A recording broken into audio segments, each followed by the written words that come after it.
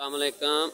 Happy किसान पाकिस्तान तो खुश आमदीद। तो जी दोस्तों, असी हाज़र हाँ जी इस टाइम गल्ला मंडी साहिवाल दे विच और दोस्तों वास्ते ताज़ा मंडी की सूरत हाल और रेट अज शेयर करांगे जी।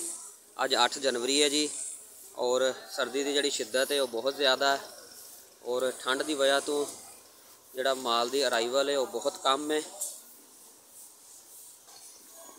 मकई और मूंजी ही नज़र आ रही है और माल की अराइवल जी और रूटीन नालों बहुत कम है। और अगर जे 8 जनवरी के रेट असीं तुहाडे नाल शेयर करिए, सारा नालों पहलां जे चावल की गल करिए, चावल 1509 की जी मार्केट टॉप की है 5400 रुपये तक है जी। 52-5300 ज़्यादा सौदे होए आ जी।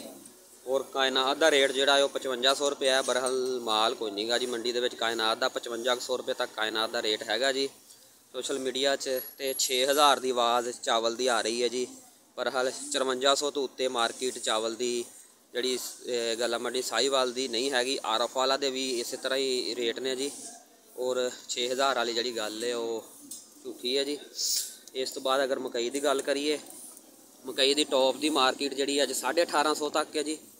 1700 तक ज़्यादा सौदे हो रहे हैं जी। सुक्का साफ सुथरा माल जोड़ा है वो 1850 रुपया है जी। कोई चंद घुटेरी एक अद्धी 1900 रुपये तक जाती है, पर हाल 1850 रुपया जोड़ा रेट है जी वो मकई का जी। अज 8 जनवरी साहिवाल गल्ला मंडी के जी। इस तो बाद अगर गंदम की गल करिए, गंदम की मार्केट 4700 रुपये तक है जी।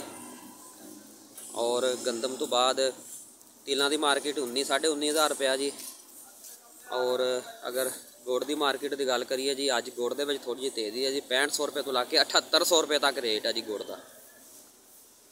लो जी साहिवाल गल्ला मंडी की सूरत हाल और रेट अज तुहाडे नाल शेयर किए हैं जी।